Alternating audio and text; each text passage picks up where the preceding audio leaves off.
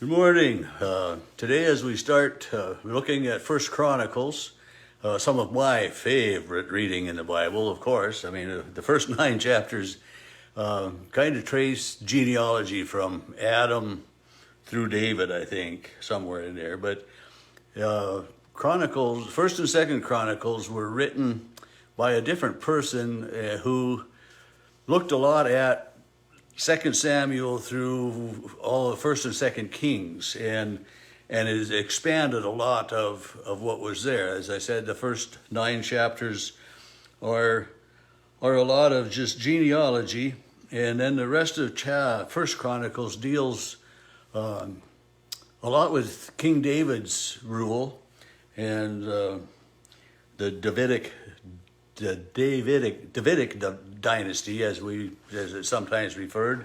And then Second Chronicles deals a lot with the King Solomon and his doings and everything. Second Chronicles, is Solomon's rule and carries account through to the destruction and the exile of Israel from the King Cyrus of Persia.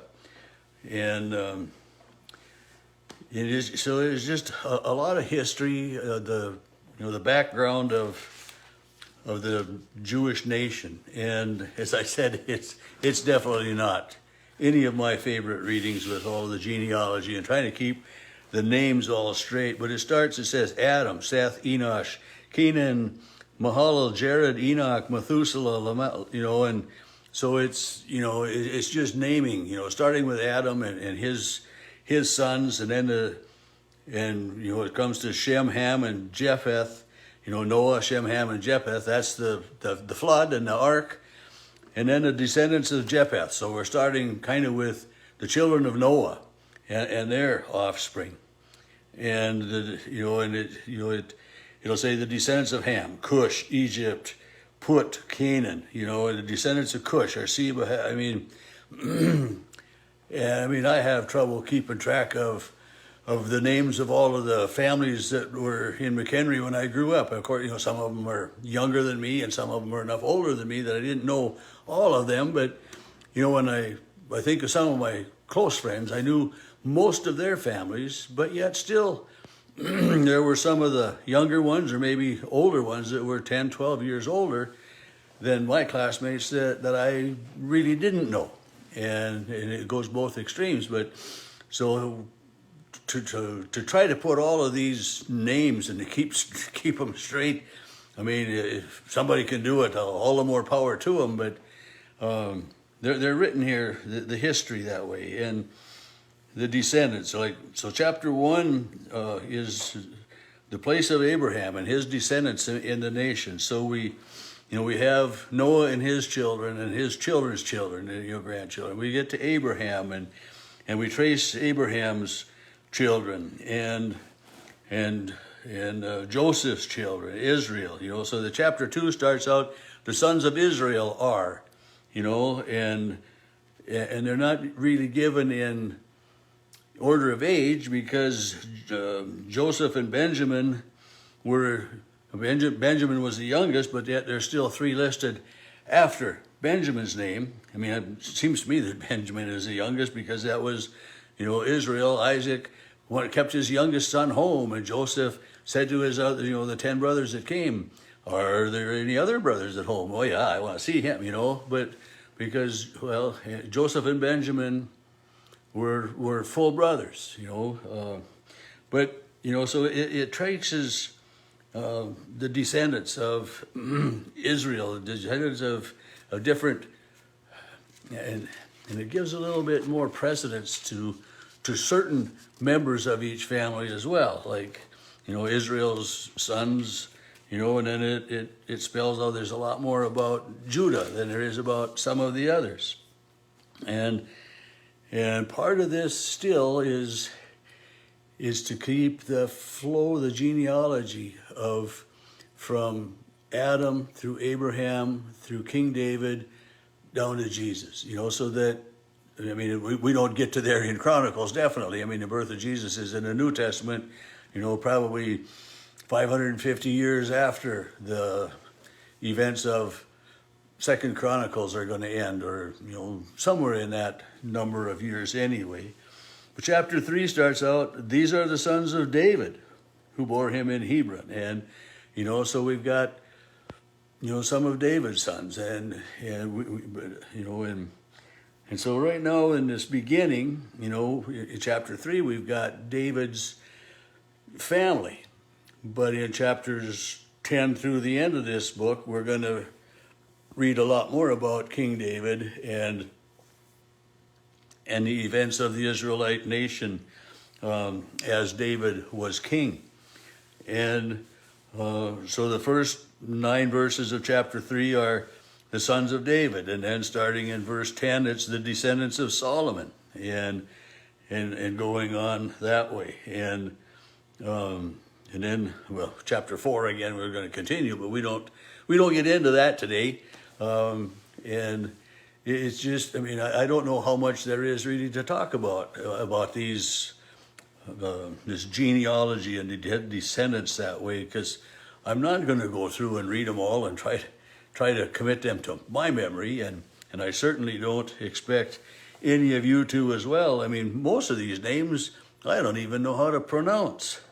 But I have a friend that when their first child was born, gave him a name that she said was from the Bible, and it's probably somewhere in here that it was listed, with all of these names that for the most part, to be honest, I just skim over them.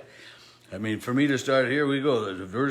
Chapter 3, verse 15. The sons of Josiah, Johanan the firstborn, the second Jehoiakim, the third Zedekiah, the fourth Shallum, and then the sons of Zedekiah is Jeconiah and Zedekiah. It's just, it's reminiscent of one of the books that I was supposed to read. Notice I said supposed to read for a seminary class. On the first page, I had to look up 3 words to figure out what they meant, and then to figure out what the person who wrote the book meant by this sentence. And I tried. I struggled with that book.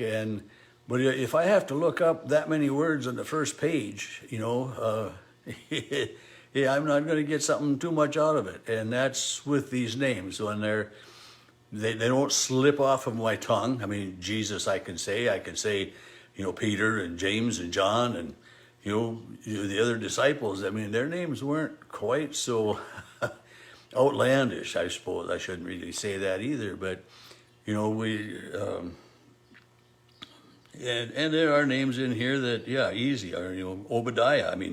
I've heard that name Obadiah said many times, but it's, I can't tell you a whole lot about Obadiah in the Bible right now, other than that it's a familiar name to me. I've heard that name, and it's one of those that isn't quite so hard as to say as Hezekiah, Hizkiah. How do you pronounce that? There'd be 50 different ways you could say it, and often, as you've had different pastors come in your parishes and you've heard them read some of these different accounts, it's like Elijah and Elisha or Elisha.